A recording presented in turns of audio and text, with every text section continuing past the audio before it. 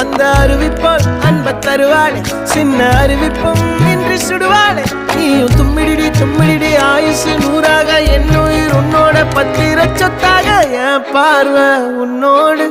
உன் பொம்மை கண்ணோடு பேசாமல் விண்ணோடு நாம் மிதந்து போவோம் காதாரா அடியானாலும்